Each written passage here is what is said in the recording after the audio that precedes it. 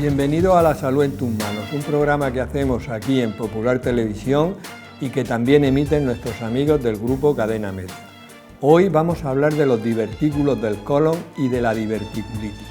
Veremos en qué consisten estas dos enfermedades, si podemos prevenirlos y cuáles son los tratamientos más adecuados. Para todo ello tenemos en el plató a los siguientes invitados. Pilar Esteban, gracias Pilar por venir. Un placer, Juan, como siempre. Tú eres médico especialista en aparatos digestivos en el Hospital Morales Meseguer. Efectivamente. Purificación Gómez, gracias Puri por venir. Gracias a ti por invitarme. Tú eres médico especialista en medicina familiar y comunitaria. Senador Morán, gracias senador. Un placer. Tú eres también médico especialista en aparato digestivo en el Hospital Santa Lucía, en Cartagena, y profesor de medicina aquí en la UCAM. Y Antonio Albarracín, gracias Antonio. Que tú eres jefe de sección de cirugía en el Hospital Reina Sofía y profesor de cirugía aquí en la UCAM. Antes de nada quiero presentaros un nuevo libro que hemos escrito un grupo de especialistas que se llama ¿Y tú qué haces por tu salud?, donde se dan las claves para vivir más años y con mejor calidad de vida. Hablamos de alimentación, de ejercicio, de sueño, de evitar el estrés, etc. Podéis encontrarlo en Amazon. Y una vez dicho esto, hemos sacado las cámaras a la calle para ver qué le gustaría saber a la gente sobre los divertículos y la diverticulitis. Quería saber qué es la diverticulosis y qué síntomas tiene. ¿Qué alimentos debería de evitar para prevenir la diverticulosis? Bueno, yo quería saber si existía una operación para poder curar la diverticulosis. Estas preguntas las vamos a ir respondiendo a lo largo del programa. Pilar, cuéntanos, ¿qué son los divertículos? Bueno, pues los divertículos son unas protuberancias o unos sáculos, ¿no? Unas herniaciones pequeñitas que aparecen sobre todo en el colon, sobre todo en una parte del colon distal, el colon sigmoide, que se producen como una debilidad de la mucosa y de la submucosa de la pared colónica y protuyen hacia el exterior. Voy a hacer un símil poco ortodoxo, pero visualmente se caracterizan cuando haces una colonoscopia, habitualmente se diagnostican así y aparece una imagen parecida como a un queso de Gruyère, ¿no? Porque haciendo como agujeritos. Sí, son como protusiones hacia el exterior y entonces da una sensación, una imagen endoscópica como si fuesen pequeñitas sáculos que van protuyendo sobre todo en el colon sigmoide. Muy bien. Y Puri, vamos a ver, los divertículos, ¿son frecuentes y a qué edad suelen aparecer? Bueno, pues en general los divertículos son muy frecuentes. Realmente calcular la prevalencia de los divertículos es difícil porque la mayor parte de los pacientes permanecerán asintomáticos a lo largo de su vida. Solamente una pequeña porción, entre un 20 y un 25% de ellos, desarrollan síntomas. Con lo cual, establecer la frecuencia real es muy difícil. Pero se estima que en los países occidentalizados, con estilo de vida industrial, y todos los países que tienen un estilo de vida similar, tiene una prevalencia que oscila entre los 35 y el 50% de la población. Y, por supuesto, son edad dependientes. Quiere decir que a mayor edad la frecuencia es mayor, de tal forma que por encima de los 80 años el 65% de la población tiene divertículos y por debajo de los 40 años pues baja por debajo del 20%. Esto es diferente en los países asiáticos, donde la frecuencia es mucho menor y además se da en un lado contrario. En los países industrializados, nuestro país, predomina en el lado izquierdo del colon, predominantemente en el sigma, generalmente localizado en el sigma. En los países orientales en el colon derecho y es mucho menos frecuente, entre un 13,5% y un 20% de la población. Y en cuanto a sexo, la prevalencia es igual, se da igual en hombres que en mujeres. No hay diferencia por sexo. Es muy frecuente, menos mal que, como tú has dicho, el 80% de las personas que tienen pólipos nunca en la vida van a tener síntomas, porque si no tendríamos un problemón, ¿no? Sí. Si diéramos así. Sí. Senador, y son muy frecuentes, y Puri ha dicho que en el mundo occidental es mucho más frecuente. Entonces, dinos, ¿qué factores favorecen el desarrollo de los divertículos y si podemos prevenirlo? Vamos a ver, Juan, los divertículos y la enfermedad diverticular en general es un proceso multifactorial que no se conoce realmente cuáles son los mecanismos que lo producen. Lo que sí conocemos son los factores. Hay factores que son modificables y factores que no son modificables. Los factores no modificables, pues como ha dicho Uri, es la edad. uno de los factores, es decir, cuanta más edad, más posibilidades de divertículos. Hay factores genéticos también, es decir, en estudios de gemelos se ha visto que hay mayor incidencia de divertículos. Y también hay enfermedades que cursan con una laxitud articular que afortunadamente son poco frecuentes, como el síndrome de Marfan o el síndrome de Ehlers-Danlos, en los cuales hay un aumento de la presencia de divertículos. Es decir, estos son factores no modificables. Al que, entre comillas, le ha tocado la China, pues tiene la desgracia de tener divertículos. Pero ¿qué es lo realmente importante? Pues hacer énfasis en los factores que son modificables, es decir, ¿qué podemos hacer para prevenir el desarrollo de los divertículos? Pues fíjate, ¿cuál es el factor que crees que es más relevante y que más asocia a la presencia de divertículos? La obesidad. La obesidad. La obesidad. Se cree que la obesidad, en íntima relación con el sedentarismo y dietas poco saludables, aumentan la incidencia en los pacientes con sobrepeso y obesos y aumenta la incidencia de manera significativa de la presencia de divertículos. Las dietas poco saludables, pobres en fibra, ricas en carnes rojas, también producen un aumento en la incidencia de divertículos. El sedentarismo, ese gran enemigo, pues afecta también a los divertículos. Y también fíjate, hay determinados fármacos de uso habitual, como son los AINES, los antiinflamatorios no esteroideos, los derivados mórficos, que pueden producir o precipitar crisis en pacientes con divertículos, mientras que hay otros, como las estatinas o la vitamina D, que se ha visto que tienen un relativo efecto protector. Realmente, como puedes ver, al final todo se reduce a lo mismo, vida saludable. Siempre es eso. No, es que hay que ver que con las personas con buenos hábitos de vida saludables, si no tienen mala suerte, porque el factor suerte es muy importante, pueden vivir muchos años y con mucha calidad de vida. Por eso el libro no por darle publicidad, ¿y tú qué haces por tu salud? La idea del libro fue que vemos todos los que estamos aquí, multitud de pacientes en la consulta que tienen diabetes y la llevan bien controlada con pastillas, tienen hipertensión y la llevan bien controlada con pastillas, tienen colesterol y lo llevan bien controlado con pastillas, pero luego le preguntas, luego cuando lo ves en la consulta ves que han ganado 3 kilos, que siguen fumando y que no se mueven. Entonces la pregunta es obvia, vamos a ver, ¿y tú qué haces por tu salud? ¿Sabes? Efectivamente. Una cosa importante, Antonio, es siempre la herencia, aunque se dice que la herencia pone la bala en la pistola, pero son los hábitos la que la dispara. Pero ¿los divertículos se heredan o no se heredan? Hay, como ha dicho el senador, ciertos factores genéticos dentro de la enfermedad diverticular del colon. Pero identificar un gen que te puedas decir, oye, tú vas a tener divertículos, no. O sea que, bueno, por ciertos factores genéticos, como tenemos en infinidad de patologías, pues sí. Pero un gen determinado que te diga que te va a decir que vas a tener divertículos, no. Pero que si tu padre o tu madre tiene divertículos, tú tendrás una mayor tendencia. Tendrás una mayor tendencia, igual que si a tu padre lo han operado de vesícula y a tu madre también, pues yo estoy operado de vesícula, por ejemplo. Pero bueno, te dice, estos tienen cierto factor genético. Sí, pero no sea... No, pero igual. Muy bien. En nuestra sección Palabras de Médicos, nuestro profesor de latín y griego, Juan Carlos Ferri, y la experta en traducción, Mariluz Soler, nos van a decir el origen de algunas palabras relacionadas con el tema de hoy. Muy buenas, hoy tenemos entre manos las palabras divertículo, diverticulosis y diverticulitis. Son parecidas entre sí, pero vamos a intentar explicar cuál es la diferencia. Estupendo. Divertículo procede del latín de vertere. Está compuesto por el prefijo de, que significa alejarse, vertere, inclinarse, y culum, que es un sufijo que lo hace diminutivo. La diferencia entre diverticulosis y diverticulitis es el sufijo final. Osis indica formación y no presenta síntomas, mientras que itis indica inflamación de esos divertículos y sí que presenta los síntomas. También hay diferencias en cuándo se utilizaban estas palabras. Divertículo se utilizaba hasta 1819 y las otras dos comienzan a utilizarse a inicios del siglo XIX. La palabra diverticulitis indica una inflamación.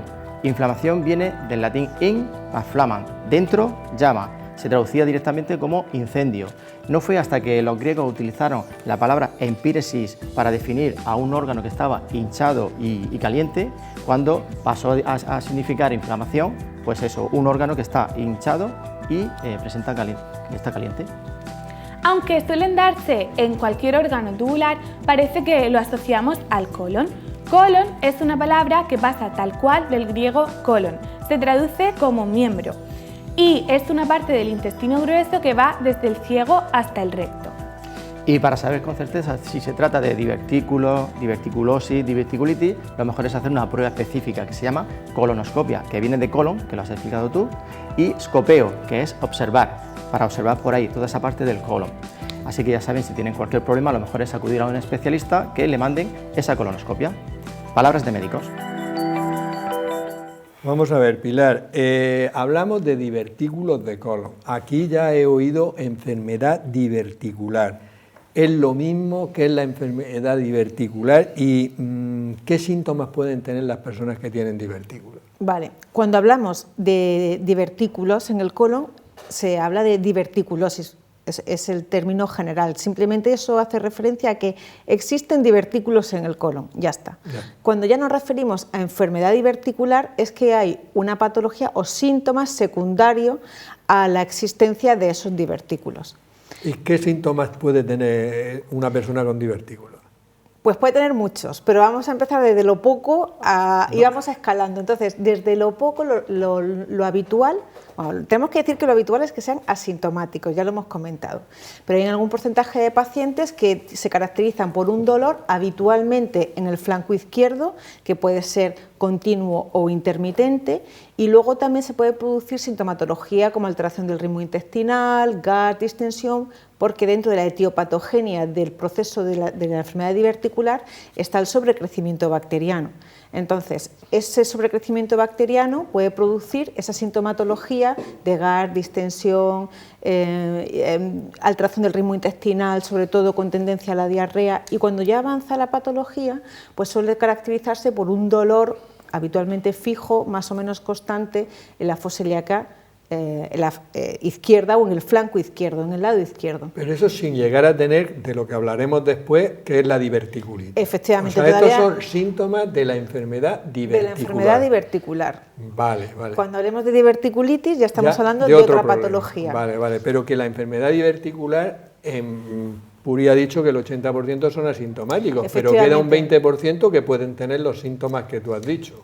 Efectivamente. Vale, y luego, como son también síntomas, muchos de ellos muy vagos, pues muchas veces no se piensa que eso de gas, de distensión, de alteración del ritmo intestinal sea secundario a una enfermedad diverticular.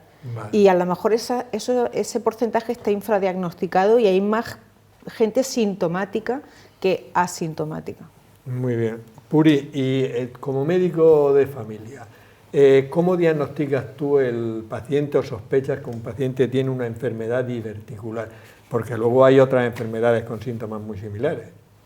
Bueno, pues en ese caso yo te especifico un poquito más para manejar los dos escenarios. En el caso de la diverticulosis asintomática, de la presencia de varios divertículos en el colon, que es muy habitual, que es el 80% de los casos, el médico de familia se encuentra con un hallazgo casual, ¿no? En el marco de cuando pide una exploración complementaria porque estás estudiando otra cosa, estudias una sangre oculta en heces positiva o estudias un cambio en el hábito intestinal, una persona mayor de 50 años, le pides pruebas complementarias, entre ellas la colonoscopia, casi siempre va, y allí nos sale ese diagnóstico. Es un diagnóstico que nos encontramos, casual.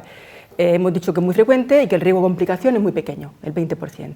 El segundo escalón, que ya he nombrado, es de la enfermedad diverticular no complicada, que es el caso que ya ha encontrado. Entonces, ha comentado anteriormente, nosotros lo diagnosticamos porque en el marco del estudio de un dolor abdominal, una molestia abdominal más o menos inespecífica, como ya he contado, normalmente de tipo cólico, asociado a la ingesta, que mejora con la defecación y con la expulsión de gases, con distensión abdominal, empezamos a hacer lo que nosotros siempre hacemos. Primero la historia clínica, le preguntamos al paciente desde cuándo empezó el dolor, las características de ese dolor, con qué se alivia, con qué empeora, le preguntamos por su estilo de vida, sus hábitos, porque es muy importante, por la relación de la sintomatología, porque los divertículos hemos dicho que son asintomáticos, pero sí los estilos de vida influyen mucho en la aparición de clínica y de complicaciones.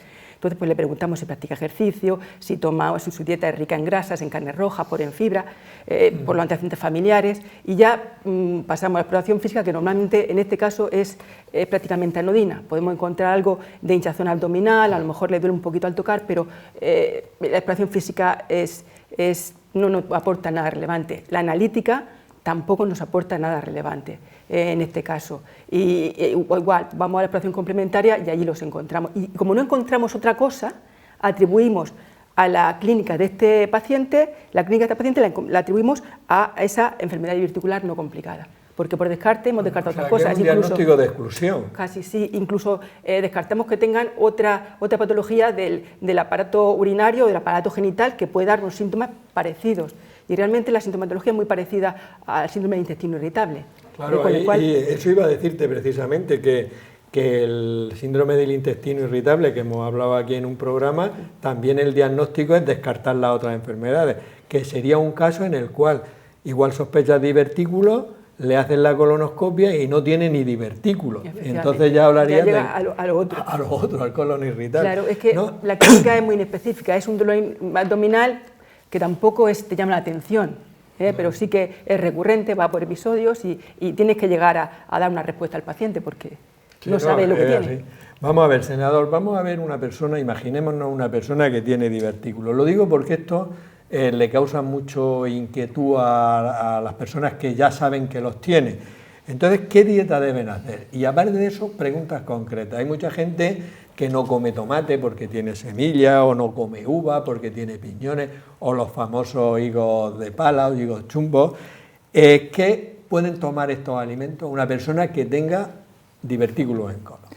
Pues la pregunta realmente es muy interesante porque es prácticamente recurrente en todos los pacientes que acuden a la consulta y que presentan divertículos. O sea, el motivo de preocupación de tengo divertículos y a partir de ahora, ¿qué hago?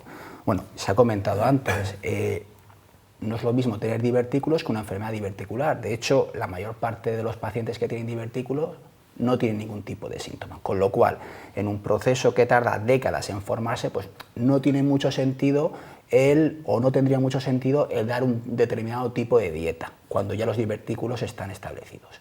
¿Qué sucede? Que casi todos los divertículos muchas veces se asocian a estreñimiento, con lo cual uno de los paradigmas en el tratamiento de los divertículos, en este caso de la enfermedad diverticular, es dar una dieta alta en fibra, muy rica en fibra. Una dieta muy rica en fibra que es muy saludable en muchos aspectos, pero tiene un problema principal, que es la tolerancia. La dieta muy rica en fibra, cuando proviene de la dieta, tiene dos tipos de fibra, la soluble y la insoluble. La insoluble no es mala, lo que pasa es que se tolera mal, puede generar flatulencia, como por ejemplo ha comentado Pilar, pues bueno, hay otros fenómenos que se asocian en los pacientes con divertículos a tener malestar, con lo cual estos pacientes muchas veces no toleran de manera adecuada una dieta alta en fibra, que es lo deseable. Es decir, tenemos que asociar un paciente con enfermedad diverticular a una dieta alta en fibra. Cuando se asocia con estreñimiento, una opción que tenemos, si no toleran una dieta alta en fibra, es dar un laxante formador de masa. Pero realmente, y es una práctica que tengo en mi consulta, es si el paciente, por ejemplo, no tolera una dieta alta en fibra, yo lo suplemento con suplementos comerciales de fibra soluble. Son sticks muy sencillitos que se pueden disolver en cualquier comida y eso da un aporte de fibra suplementario que quizás en determinados escenarios es lo que necesita el paciente. La gran ventaja, y es como se lo explico a mis pacientes, esto equivale a tomarse 2 fabadas. La diferencia es que si usted se toma 2 fabadas, va a tener su suplemento de fibra y lo va a pasar muy mal. ¿De acuerdo? Además de eso, hidratación, ejercicio, pues son, digamos, las bases sobre las que se debería sustentar una dieta acorde a un paciente que tenga una enfermedad diverticular. Y está demostrado, es decir, hay evidencia que con todas estas medidas se produce una mejoría. Y respecto a tu segunda pregunta, también es una pregunta recurrente, digamos, está afianzado, es una creencia popular que el tomar semillas pequeñas pues puede exacerbar los síntomas de un paciente con divertículos. Pues me he revisado prácticamente toda la evidencia disponible y no he encontrado ninguna mención específica a que tenga un efecto malo el consumir estas semillas. Es decir, los pacientes pueden consumir tomates, pueden consumir higos de pala, granos de uva sin ningún tipo de problema. Lógicamente, por ejemplo, los higos de pala, a la gente que le gustan mucho los higos de pala, tienen con moderación, ¿vale? Pero no porque tengan divertículos.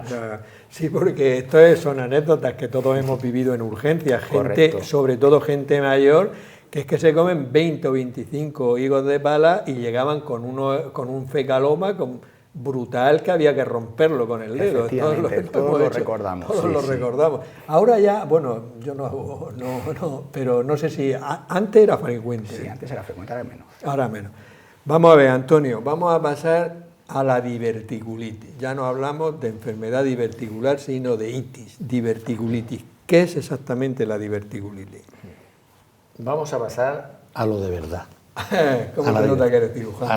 Claro, a la diversión. No, es que lo demás se mete en la sintomatología, el diagnóstico, las manifestaciones clínicas de una diverticulosis, la enfermedad diverticular del colon. Eso va en un cajón desastre, que está el colon irritable, en fin, que puede ser o no puede ser, pero eso hay una entelequia un poco. Nosotros ya sabes que los cirujanos somos muy pragmáticos.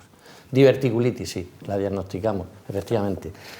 Diverticulitis, inflamación de esa enfermedad diverticular que efectivamente, que como has dicho tú, Puri, a partir de los 70 años pues tiene una incidencia importante, del 80% de los pacientes que tú le haces una colon no te la encuentras, es cuando se inflaman con unos determinados niveles, digamos, de inflamación, por así decirlo. Y puede haber una inflamación normal, que es una diverticulitis, pero incluso pues a lo mejor eso puede llegar a más, se pueden perforar, o esa perforación puede ser pequeñita, pueden hacer accesos pequeños, o incluso peritonitis que lleven al enfermo a quirófano. Como la clínica, fundamentalmente, yo le digo siempre al paciente, y que lo vemos en la consulta, si tiene dolor y fiebre, ellos se localizan perfectamente. ¿Por qué? Estamos hablando de la fosa ilíaca izquierda, el hemiabdomen izquierda. ¿Por qué?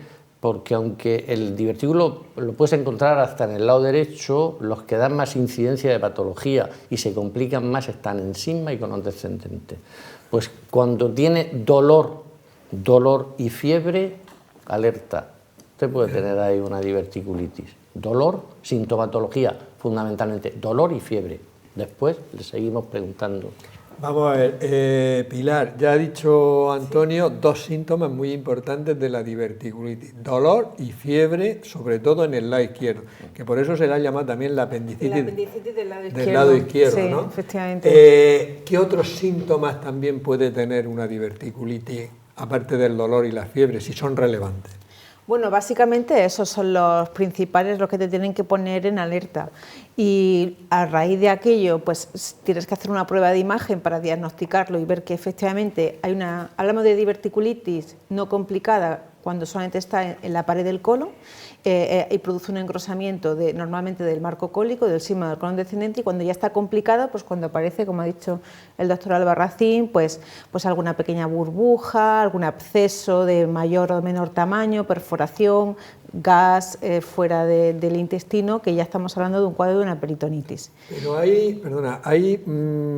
en las personas mayores a veces la fiebre aparece larvada, es decir, no tienen una fiebre muy alta. Lo digo porque en las personas mayores eso puede pasar. Sí, antes se decía, cuando yo era joven, eso ya no se dice. Por la cara que pone Antonio veo que no se dice. Bueno, luego, a ver, en algunas ocasiones se puede acompañarse también de un cuadro de rectorragia autolimitada, de un poquito, no es que sea especialmente característico cuando hay una inflamación en el colon izquierdo, pero sí también se puede producir unas pequeñas deposiciones hemorrágicas que también alerta al paciente. Y luego en ese escenario clínico, pues cuando le haces una analítica, pues estás viendo marcado de reactantes de fase aguda, leucocitosis, PCR alta. O sea, es realmente la sospecha clínica cuando hay un proceso itis complicado con una inflamación. Es relativamente fácil orientar la clínica y diagnosticar el cuadro, porque luego también tenemos pruebas radiológicas que son muy sensibles a la hora de diagnosticar esos cuadros de inflamación. Ahora hablaremos de ello. Vamos a ver, Puri, vamos a imaginarnos que tú estás pasando consulta y te llega una persona de 65 años con dolor en mi abdomen izquierdo, bajo y tal, y con un poquito de fiebre. ¿Qué haces? Si sospechas que tiene una diverticulitis, le pones tratamiento, lo derivas al hospital, haces alguna exploración analítica en ese momento? ¿Cuál sería tu actuación? Pues eso, lo que tú has dicho, el médico de familia no diagnostica la diverticulitis, la sospecha y ante la sospecha lo deriva a urgencias, porque se trata de una enfermedad que puede tener complicaciones graves, un 25% se pueden complicar. Y el cuadro que trae el paciente es un cuadro que te hace, no es el cuadro anterior, que era, hemos dicho, un dolor abdominal más o menos inespecífico. Aquí te viene un paciente con un dolor abdominal intenso, a veces con fiebre, la exploración ya, el abdomen puede tener signos de irritación peritoneal, es decir, que le tocamos y le duele mucho en esa zona, puede tener náuseas, vómitos, ves que está el estado general afectado y si tú sospechas porque le duele en el lado izquierdo o en la parte baja del abdomen, tú sospechas eso, ante la sospecha hay que mandarlo a urgencias, porque allí o la descartan o la confirman, y si la confirman, pues depende del estado general del paciente, la edad, de la comorbilidad asociada, de la tolerancia a la vía oral, pues se tomarán distintas actitudes, incluso a lo mejor pasa a quirófano si se sospecha alguna complicación. Es así. Y es más, a lo mejor nos hemos equivocado y no es una diverticulitis, pero es un paciente que tiene datos de alarma y no nos lo debemos de quedar en la consulta. O sea, porque puede ser que no sea una diverticulitis, pero a lo mejor es una torsión ovárica, a lo mejor una hernia encarcerada, a lo mejor es otra cosa que igualmente requiere asistencia urgente. Lo que está claro es que lo tenéis claro que a la puerta de urgencias a que confirmen o descarten el diagnóstico. Vamos a ver, senador, se han comentado algo de las exploraciones complementarias que hay que hacer para el diagnóstico de la diverticulitis, pero selecciónanoslas. Sí, vamos a ver, ha quedado claro que la enfermedad diverticular es una, entre comillas, entelequia, en el sentido que es muy difícil de diagnosticar y definir. La diverticulitis se define de manera más sencilla, aunque es cierto que hay muchas diverticulitis leves que son sumamente inespecíficas. Su clínica es muy inespecífica y muchas veces, lo que ha dicho Puri, ante la duda lo mandas al paciente. La diverticulitis de libro, bueno, yo creo que hasta yo podría diagnosticarla. Eso. ¿Qué es lo que hacemos para diagnosticarla? Primero una analítica, un hemograma y una PCR. ¿Eso define una diverticulitis? No, en absoluto, pero sí te define lo que puede ser un cuadro grave, una diverticulitis complicada, que realmente esa diverticulitis que hay que remitir al hospital para descartar complicaciones en la propia diverticulitis o bien que haya otro tipo de proceso. Y una vez hecho esto, hay que echar mano de las pruebas complementarias, que a la postre son lo que nos va a dar el diagnóstico. Y hay tres. La primera es el escáner, que es el rey del diagnóstico de la diverticulitis. TAC con contraste endovenoso. Es una prueba que es, digamos, el patrón oro para diagnosticar la diverticulitis, te la diagnostica y también te diagnostica las complicaciones. Es una prueba muy accesible, es decir, está prácticamente disponible de urgencia en cualquier centro hospitalario, pero tiene un problema, no todo el oro reluce, y es que tiene una carga ionizante importante, es decir, emite radiación. Entonces, el problema del escáner no es que se haga o no se haga, es que esté bien indicado. En este contexto, en este caso, está bien indicado, es decir, un TAC te diagnostica una diverticulitis y sus complicaciones. Pero no olvidemos que un TAC emite equivale su carga ionizante a más de 200 radiografías, ¿de acuerdo? La segunda es el ultrasonido, la realización de una ecografía. Es una técnica inocua desde el punto de vista de la radiación, porque emite ultrasonidos, no radiación. Te puede diagnosticar una diverticulitis, tiene una sensibilidad inferior para diagnosticar las complicaciones y el problema es que no es tan accesible como puede ser un escáner. Y además es una exploración subjetiva, requiere del concurso de un radiólogo experto que tenga experiencia y que esté disponible de urgencia, es decir, la diverticulitis no entiende de horas, te puede dar a cualquier hora y para hacer un diagnóstico tienes que tener disponible un método objetivo. ¿Cuál es la tercera?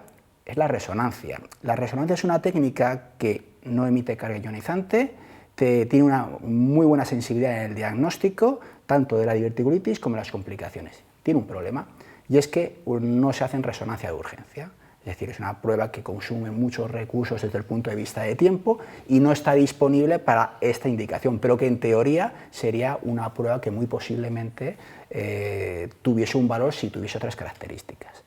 Y ya un comentario más, la famosa colonoscopia. Quiero dejar claro que la colonoscopia no diagnostica una diverticulitis. Es más, la colonoscopia la debemos realizar una vez que se haya enfriado el proceso. Lo que se recomienda es aproximadamente entre 6 y 8 semanas. Después de finalizar el proceso de diverticulitis, el realizar una colonoscopia. Y ojo, En las diverticulitis complicadas, hasta un 10% de los pacientes, cuando tú le haces por primera vez una colonoscopia, descubres que el paciente lo que, además de la diverticulitis, lo que tiene es un cáncer de colon. Por tanto, en las diverticulitis complicadas, como se ha comentado, con abscesos, con fístulas, se debe realizar una colonoscopia en 1 o 2 meses, si no tiene una colonoscopia reciente, lógicamente. Y, lógicamente, si es una diverticulitis no complicada, al final el paciente se va a hacer la colonoscopia, pero no tendría tanta indicación. Madre mía, hay que ver lo que aprendemos en estos programas. Entonces, claro, me gusta hacerlo, pues no, es de verdad. Has dicho una cosa, lo digo porque hoy en día, cuando uno dice PCR, la asocia al COVID. Ya. Entonces, tú has dicho la PCR, que es un marcador de inflamación, ¿no? Proteína C reactiva. La proteína C reactiva, que no tiene nada que ver con no tiene nada que ver con el COVID. Pero es que en el contexto que estamos... Ya. Bueno, el Colegio Oficial de Enfermería de la Región de Murcia colabora con nuestro programa La Salud en tus manos. Vamos a ver qué nos quieren contar hoy. Esta información está patrocinada por el Colegio de Enfermería de la Región de Murcia. Con el objetivo de continuar formándose, los colegiados del Colegio de Enfermería optan a cursos para ampliar sus conocimientos y seguir ofreciendo el mejor servicio a los pacientes. Entre los cursos que ofrecen está el de ecografía para la enfermería. Van a aprender sobre todo el manejo de ecógrafo, porque muchas veces el ecógrafo está en los servicios, los enfermeros no saben utilizarlo. Entonces, dotarlos de esos conocimientos, de esas habilidades, para que puedan utilizarlo en beneficio sobre todo del paciente. Por ejemplo, un paciente que tenga unas vías difíciles, unos vasos difíciles, pues va a ser muy útil poder ver, localizar dónde está el vaso y ir directo al sitio, para no darle más pinchazos de la cuenta a la persona. Durante el curso, los colegiados combinan los conceptos teóricos con prácticas. Para ello cuentan con 2 ecógrafos avanzados que les permiten recibir una formación de calidad. Primero nos exploramos entre nosotros para ver los vasos, y ya hoy, por ejemplo, vamos a hacer sobre fantomas, vamos a practicar las distintas técnicas de punción que existen. Tenemos un simulador de venas, por así decirlo, donde el alumno va a visualizar la vena en la pantalla y va a poder va a poder pinchar, ir viendo en todo momento por dónde va la aguja para llegar al vaso objetivo que nos interesa. Así se afianza la formación de los profesionales de enfermería en métodos no invasivos con el fin de mejorar la labor asistencial. Aporta otro punto de vista, otros ojos diferentes, cosa que nosotros no podemos ver simplemente con nuestros ojos. De esta forma, con esta herramienta, pues podemos acceder al sitio y hacer otras técnicas que no podríamos hacer sin ella. Colegiados que pueden seguir aumentando sus conocimientos y competencias gracias al Colegio de Enfermería de la Región de Murcia.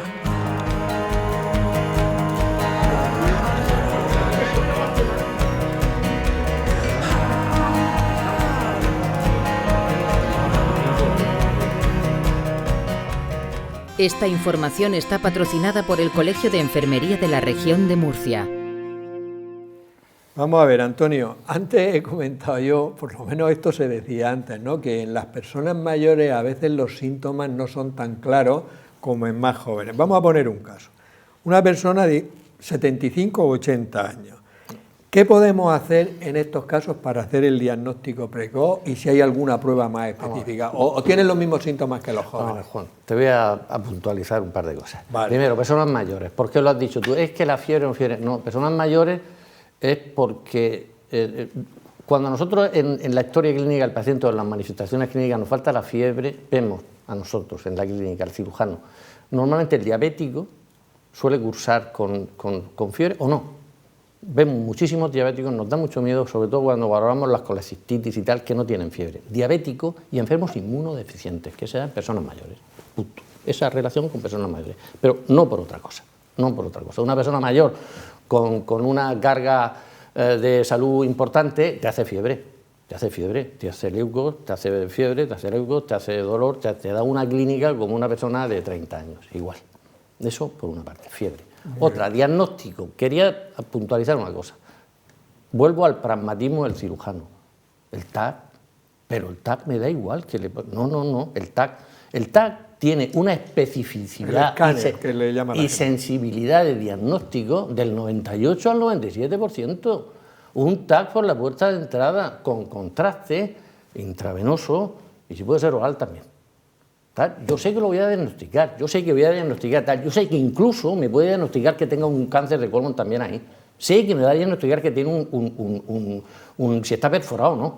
Claro, con un radiólogo bueno y nosotros ya, que ya sabemos mucho de imagen, estamos viendo, hay unos patrones que en la escala de Hinkie, del 1 al 4, que sabemos si es mínimo, si tiene una peritonitis de estercoracea, si es un acceso mínimo o es un acceso que automáticamente puede ir el radiólogo y drenarlo por un drenaje percutáneo, el TAC. El TAC es fundamental. Estoy totalmente de acuerdo con el senador que la ecografía, que es una prueba inocua, barata, con una sensibilidad diagnóstica un poco menos, pero es operador dependiente. Yo me puedo encontrar con todo el cariño del mundo que me lo haga el residente que tengo yo, o a lo mejor un adjunto que sea experto en patología de mama y me está haciendo una ecografía abdominal. Entonces, claro, tengo ahí unas variaciones y yo quiero diagnosticar y tratar y ser resolutivo al 100% con el paciente. TAC abdominal, contraste intravenoso y si puede ser oral también. ¿Oral y intravenoso? Sí, oral y intravenoso. Porque ¿qué ventaja tiene hacerlo? Pues sí, el intravenoso, los accesos, te los marca muchísimo mejor que un TAC normal. Primero, el oral, hay dos formas de oral.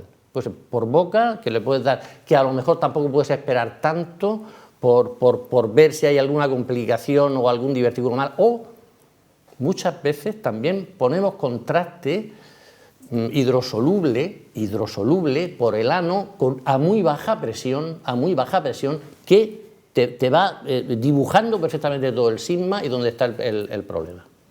Ya. A muy baja presión para no romper. Efectivamente, o sea, muy baja presión para no, si te encuentras con una diverticulitis perforada para no contribuir a aumentarla, claro. Vale. Hay que ver los cirujanos, ellos son... No, claro, no, los cirujanos son... Pero bueno, la verdad es que en algunas digo yo, que yo no entiendo nada, en unas diverticulitis tal, de estas que tienen pocos síntomas y tal, a lo mejor la ecografía está... No, vamos a ver, nosotros pedimos hacer ECOTAC. Es el mismo radiólogo vale. El que si no lo determina perfectamente, pero tiene que ser un radiólogo como tienen que ser, que son perfectos, pero como tienen que ser. Oye, no acabo yo lo pasan de la ECO al TAC. O a lo mejor oye, mira, es que el diagnóstico es con certeza, tienes ahí un sigma engrosado y tal, y el problema lo tienes aquí, te hacen unas imágenes magníficas de ecografía. Vale. Bueno, pues ya está, no hace falta pasar. Pedí ECOTAC, vosotros. Muy bien. Vamos a ver, Pilar, aunque sea imaginemos esto un caso asintomático, una persona que le han hecho una colonoscopia por otro motivo y encuentran divertículos. ¿Qué dieta le mandaríamos? ¿Le mandaríamos, como ha dicho antes el senador, un suplemento de fibra soluble en sobre o recomendaciones generales? A ver, en principio, si estamos en una diverticulosis, es decir, no tenemos síntomas y estamos asintomáticos, pues tenemos que dar buenos hábitos de salud global, como se lo daríamos a cualquier paciente. Pues haga usted una dieta estilo mediterránea, antiinflamatoria, tome fibra, haga deporte, ejercicio físico. Pero en los pacientes que ya hay una enfermedad diverticular y que hay sintomatología, lo recomendado es mantenerlo con una dieta con altas dosis de fibra, por lo menos 20-30 gramos de fibra diarias. Eso lo conseguimos pues con frutas, verduras, vegetales, o cereales integrales, y si no, porque por las circunstancias que sea el paciente no tolera esa alimentación o no, pues recurriríamos a los suplementos con fibra soluble. Lo que pasa es que 20 o 30 gramos de fibra es lo que recomendamos a todo el mundo. Sí, pero es que ¿quién lo hace, Juan? Es que muchas veces lo recomendamos en la consulta y seguro que es que más de 1 o 2 piezas de fruta, como mucho al día, no toman. Ya, sí tienes razón, pero que una alimentación normal ya debería de tener de 20 a 30 gramos de fibra al día. Sí, pero esa recomendación desafortunadamente se está perdiendo. Entonces es un motivo en el que volverla a recordar y luego también tiene un papel importante los alimentos fermentados, ¿no? Aquí, porque una de las etiologías en las que se produce esta patología o las complicaciones de las enfermedades diverticulares es el sobrecrecimiento bacteriano. Entonces, dar una alimentación con productos fermentados, con kéfir, pues puede ser también una buena opción, además de la hidratación oral, 1 a 2 litros de líquidos, agua diarios. Muy bien. Puri, ¿qué errores crees tú que tiene la población en general sobre la diverticulitis? Yo creo que el principal error, bajo mi punto de vista, es que confunde el tener divertículos, la diverticulosis asintomática, con la diverticulitis. Ya hemos visto que son cosas distintas, que la diverticulosis asintomática es lo más frecuente y solamente un 20% de estos pacientes van a tener una enfermedad diverticular complicada o no complicada. La diverticulitis es la enfermedad diverticular complicada. Eso conlleva a que el siguiente error es el efecto de la dieta en la enfermedad diverticular.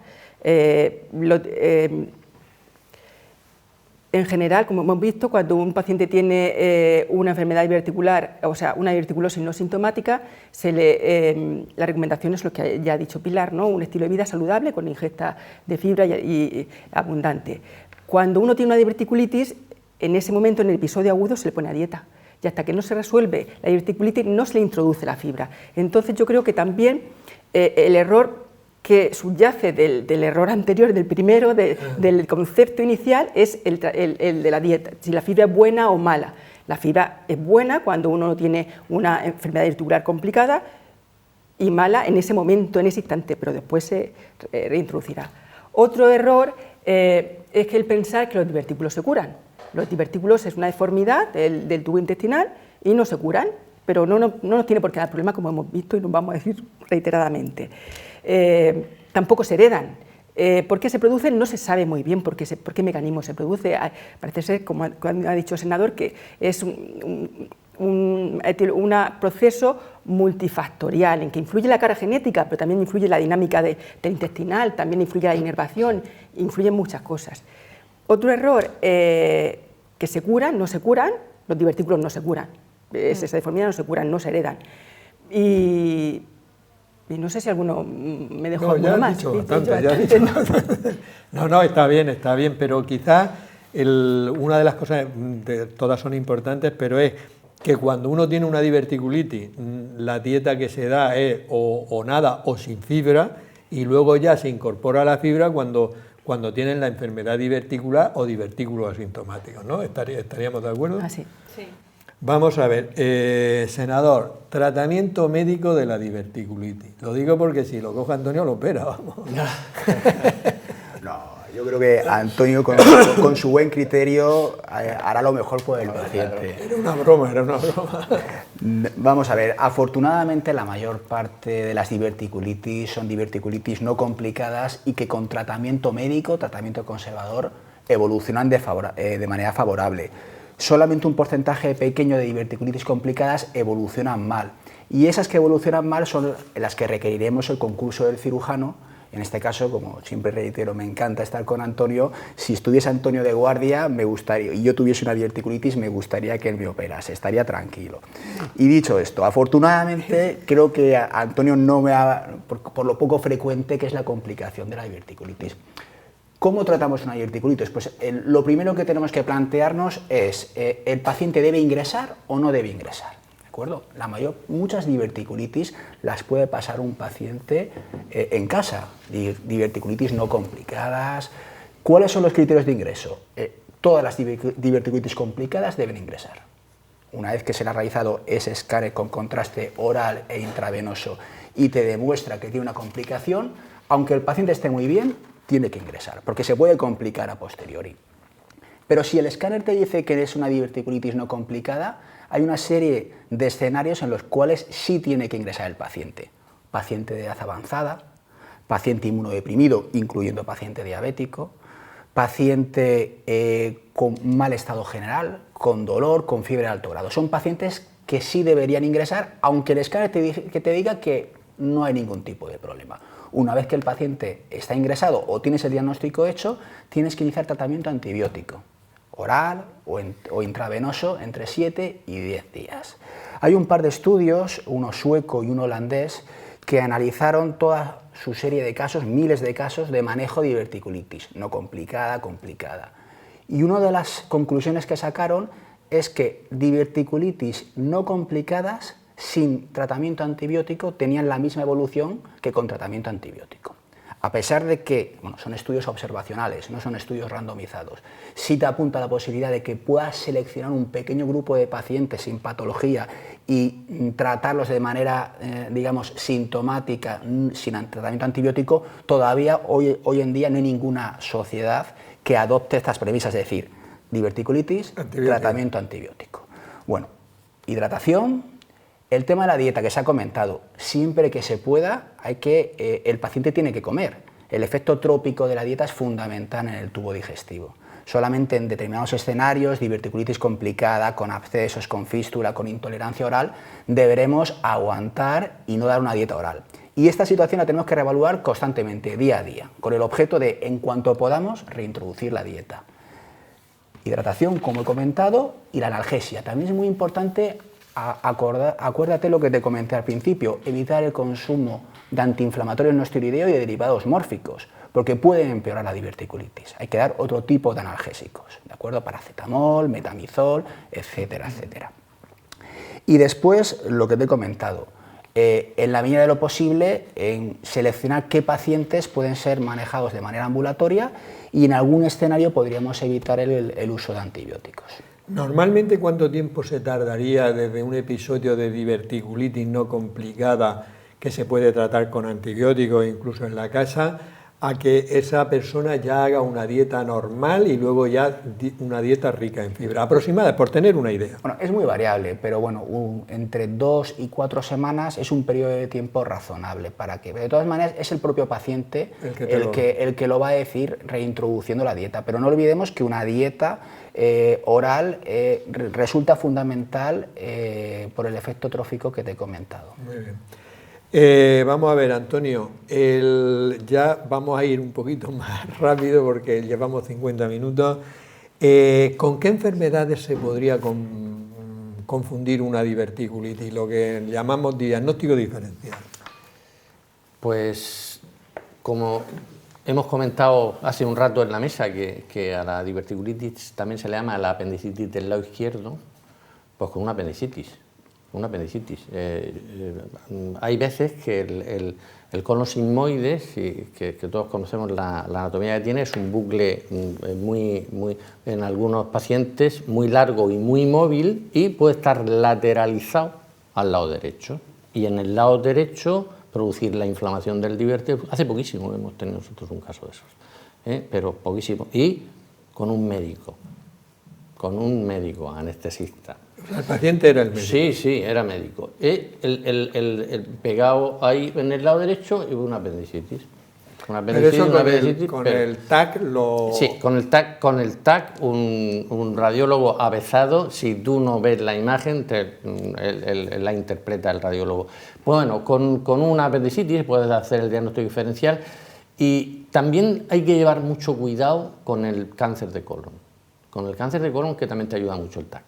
Te ayuda mucho el TAC porque, pues ya te digo que ves el engrosamiento de la pared del colon, ves las diferencias de imagen morfológica entre la inflamación aguda del divertículo y el tumor. El cáncer de colon también tenemos que hacer nuestro diagnóstico diferencial con la diverticulitis. Muy bien. Diverticulitis y apendicitis también del lado derecho. De acuerdo. De los vídeos que tenemos en nuestro portal de salud, lasaludentusmanos.ucam.edu, hemos extraído este sobre el ejercicio físico para este programa. Pepe, ¿qué sucede en el organismo cuando una persona hace un ejercicio de alta intensidad? Obviamente el cuerpo tiene que adecuarse para suplir de energía y nutrientes a los músculos, que normalmente pues están en un estado tranquilo de reposo y que no lo requieren. Y eso lo hace pues adaptándose en prácticamente todos sus sistemas. Para empezar, en el cerebro pues llega una orden de liberación de lo que llamamos hormonas del estrés, ¿no? Aumenta el cortisol, la adrenalina, no la adrenalina, que es la que gestiona en todos los órganos del cuerpo, nos activa a todo. Y entonces hay una serie de cambios. En el corazón, obviamente, aumenta la fuerza con la que este se contrae y aumenta la velocidad con la que este se contrae. Aumenta la frecuencia cardíaca y por eso también un poco la presión arterial. Y la frecuencia cardíaca, para que sea de alta intensidad, debería llegar a un porcentaje alto, ¿no? En general llamamos alta intensidad a aquel esfuerzo o ejercicio que supone llegar a más del 75-80% de la frecuencia cardíaca máxima. Luego los pulmones también aumentan su capacidad de oxigenarse, de llenarse para pues, suplir a la sangre que llega de oxígeno y que se enriquezca de oxígeno, porque tenemos que tener pues, mucho más oxígeno para nuestros músculos y aumenta pues, el volumen respiratorio en cada ¿Y en los riñones? ¿Qué pasa en los riñones? En los riñones lo que ocurre es que disminuye la diuresis y aumenta la retención de líquidos para que aumente la presión arterial. No podemos en un ejercicio de alta intensidad pues, tener riesgo de que nos baje la tensión y no tener una bajada de tensión. Vale, entonces, o sea que en el ejercicio de alta intensidad la tensión se eleva. Sube bastante. Y a veces bastante. Y a nivel de las vísceras, del intestino, a nivel del estómago y todo eso. Hay una vasoconstricción, las arterias que irrigan y dan sangre a pues, todas las vísceras, normalmente se contraen un poco, porque eso hace que aumente el volumen de sangre que puede ir a nuestros músculos, que es lo que necesitamos. Claro, entonces es lógico que después de una comida más o menos copiosa, nunca se debe hacer un ejercicio de alta intensidad. Nos cuesta un poco más y de hecho nos arriesgamos a tener pues, dolores de barriga, lo que hemos llevado toda la vida, corte de digestión. Y luego en la sangre también hay cambios. ¿Qué cambios hay? Porque aumentan, la sangre o a nivel hepático, aumenta sobre todo la glucosa disponible libre en nuestra sangre, porque los músculos sabemos que principalmente se nutren de glucosa. Entonces, o sea que el hígado libera del almacén de glucosa que tiene ahí como glucógeno, lo libera. Exacto, lo libera a la sangre. Y también sabemos que en cortos periodos el hígado es capaz de aumentar el colesterol y el LDL, para también, que muchas veces son pues medios que tenemos de nutrirnos, medios energéticos, para que les llegue pues, nutrientes a los músculos. Y también aumenta la trombogenicidad de la sangre, que eso es la capacidad que tiene la sangre de coagularse, porque si en un ejercicio nos hacemos un corte, no queremos morir desangrados. Vale. No, veo que realmente hay una serie de mecanismos adaptativos que tú has comentado muy bien, que esto puede tener unas consecuencias clínicas, unas beneficiosas y otras que podrían ser perjudiciales. De todo esto vamos a hablar en siguientes vídeos. Vamos a ver, Pilar, se está hablando aquí continuamente de complicaciones de la diverticulitis, ¿cuáles son? Bueno, ya hemos hablado, las complicaciones sobre todo es que haga un absceso, un plastrón inflamatorio normalmente en el colon sigmoide, que este puede ir avanzando, perforarse e incluso producir una peritonitis aguda, una peritonitis fecaloidea. De eso hemos hablado bastante durante el programa y nos ha quedado claro, ¿no? En el lado izquierdo, en el flanco izquierdo, pero existen otras complicaciones que nosotros los endoscopistas la vemos mucho en nuestras unidades y es la hemorragia diverticular. Esta complicación, sin embargo, se suele dar en el lado derecho, suelen complicarse los divertículos del lado derecho, suelen ser los que dan más complicaciones hemorrágicas. Entonces, suelen ser cuadros, que es un paciente normalmente añoso, que nos viene, muchas veces tomador de AINES o polimedicado, o que nos viene de repente por un cuadro de una hemorragia digestiva baja, con rectorragia, hematoquecia, o incluso a veces melenas de mayor o menor cuantía que puede sincopar incluso al paciente. Entonces, esto nos obliga a hacer una endoscopia urgente, una colonoscopia urgente, la mayor brevedad posible del espacio del agudo para poder detectar el divertículo, detectar la hemorragia y aplicar un tratamiento hemostático endoscópico correcto. Vale. Entonces, esa complicación no la hemos comentado, pero que también es bastante frecuente la enfermedad diverticular del colon derecho. Y luego también hay otra entidad que bueno, más o menos va cogiendo cierto carisma, que las colitis segmentarias asociadas a enfermedades diverticulares, que a veces se confunden con enfermedades inflamatorias intestinales. Y es que hay un engrosamiento de un segmento del colon, normalmente en el sigma, y con una inflamación crónica que puede simular una enfermedad incluso confundirse con una enfermedad inflamatoria intestinal ¿Una tipo colitis Crohn. ulcerosa? Colitis ulcerosa es poco probable porque aparecen desde el recto hacia arriba. Pero sí con un cuadro pseudoobstructivo crónico, por ejemplo, una afectación de una enfermedad de Crohn con afectación colónica que puede producir un cuadro, una pseudoobstrucción. Muy bien. Puri, vamos a imaginarnos un paciente que tú has visto, has sospechado una diverticulitis, lo han mandado al hospital, se ha confirmado el diagnóstico, se considera que el paciente no necesita ingreso y va a su casa y te avisa. Me imagino, tú harás un seguimiento de ese paciente, tú le dices al paciente, oye, si notas algo de esto, avísame o vete a urgencias. ¿Qué sería algún síntoma de alarma en un paciente que ya está en su casa diagnosticado y con tratamiento? Bueno, se supone que si está en casa es porque será un paciente joven, que tolera la vía oral, que no tiene complicaciones, ¿eh? Entonces, nosotros debemos de seguir a este paciente cada 2 días mientras esté tomando antibiótico y luego posteriormente semanalmente hasta que se resuelva la clínica. Entonces, si el estado general inicial es bueno, cualquier cambio en ese estado general nos debe de avisar. Bueno, nosotros tenemos que ir preguntándole sobre estos datos, pero por ejemplo, si toleraba la vía oral y deja de tolerarlo, o la fiebre estaba bajando y reaparece la fiebre, o el dolor había desaparecido y vuelve a aparecer, o no termina de desaparecer el dolor a pesar de la analgesia que le damos, o se deteriora el estado general, empieza a encontrarse mal, esto sospecha de que la enfermedad no evoluciona bien y hay que volverlo a remitir al hospital para que descarte. No me queda claro cuando aparezca, en fin, en vez de ir a mejor, va peor, ¿no? Es que a tenor de esto, a nosotros nos dan mucho miedo estos pacientes, ¿eh? El paciente con el curso evolutivo de la diverticulitis nos da miedo. Pues nosotros tenemos hecho un protocolo en el servicio que bueno, con una serie de ítems, tanto de imagen, de analítica, como restantes de fase aguda, pedimos siempre PCR y PROCA, y el enfermo que cumple unos ítems los mandamos a casa con antibiótico oral y con dieta líquida. Pero esos enfermos, nosotros tenemos una unidad de coloproctología en el servicio bastante potente, por llamarlo realmente como es, y a esos enfermos nosotros, aparte de la revisión por el médico de cabecera, nos los revisamos nosotros a los 3 días en la unidad. O sea, te quiero decir que no nos fiamos de la buena evolución que vayan a seguir, porque vemos que alguno te puede dar un susto, puede empeorar, y entonces pues hay que estar muy encima del paciente con un curso, entre comillas, benigno de diverticulitis, con dieta, con antibiótico oral y tal. Eso no quita para que nosotros le hagamos el seguimiento en el hospital, que eso lo hacemos al principio, en los primeros 15 días, cada 3 días lo vemos en la consulta de coloprocto. Bueno, pues está bien, ¿no? Sí. De esa manera lo detectan. La colaboración es buena. Es buena. Vamos a ver, senador, vamos a imaginarnos que una persona ha pasado una diverticulitis, está estupendo, está ya bien. ¿Puede hacer algo para que no se le repita la diverticulitis, además de los hábitos de vida que ya hemos citado varias veces? Bueno, lo primero que tiene que hacer es ponerse en manos de un buen profesional, su médico de atención primaria, el cirujano, el digestivo, según quien le haya diagnosticado y que le haga el seguimiento. ¿Por qué te digo esto? Porque bueno, es importante, y reitero el mensaje, el tema de la colonoscopia, ¿de acuerdo?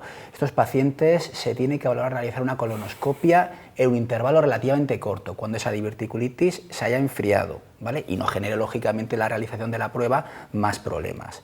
Aparte de los hábitos de vida saludables, nosotros siempre intentamos o hemos evaluado determinados tratamientos, porque lo que pretendemos es evitar la recurrencia. No olvidemos que hasta 1/3 de los pacientes hacen diverticulitis de repetición y que genera lógicamente un problema añadido. Cada vez que un paciente tiene una diverticulitis está sujeto a tener más complicaciones.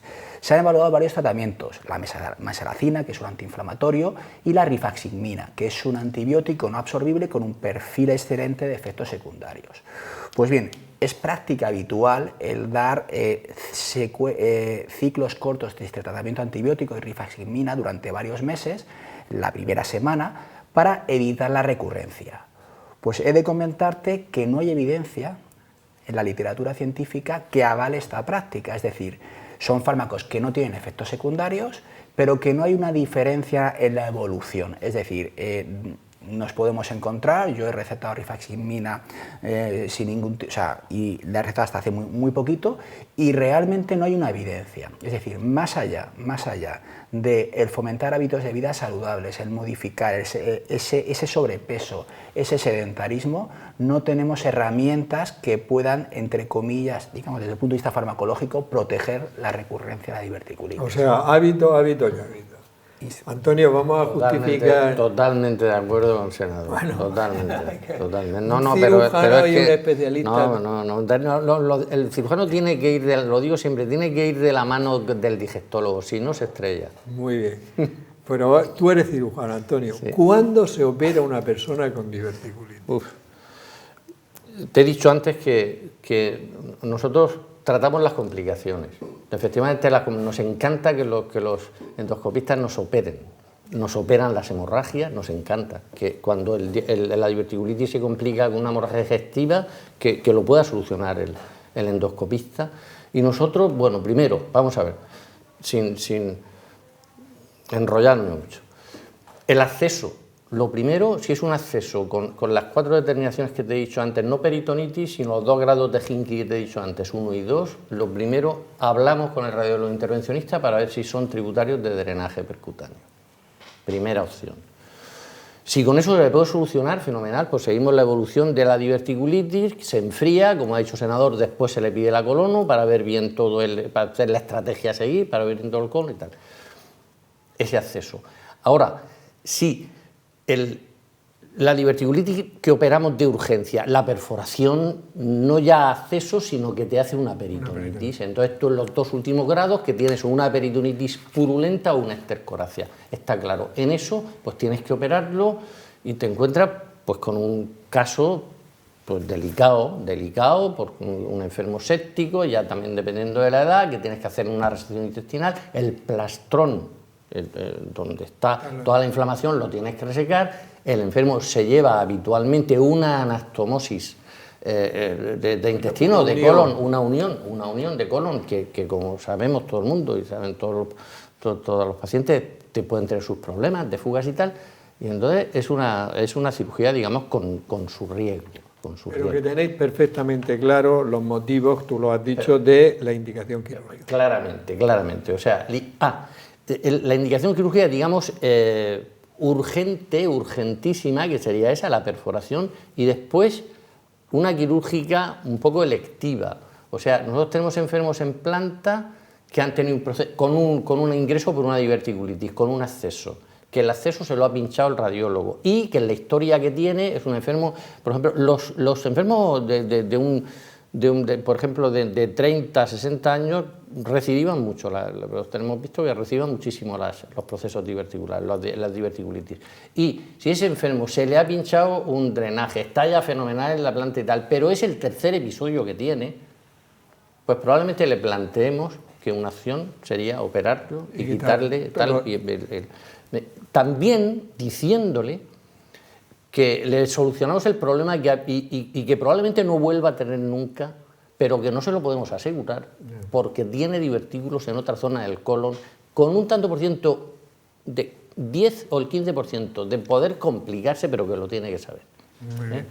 Como creo que hemos resuelto prácticamente las dudas que pudiera tener la población en general sobre estas enfermedades, y dado que llevamos más de una hora, no hacemos último mensaje, porque el último mensaje es los buenos hábitos de vida, ¿no? ¿Estamos de acuerdo? Sí, totalmente. Pues perfecto.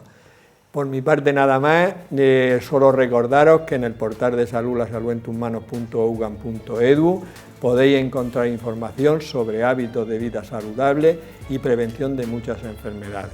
Despedirnos hasta la próxima semana en un nuevo programa de La Salud en tus Manos. Que seáis muy felices.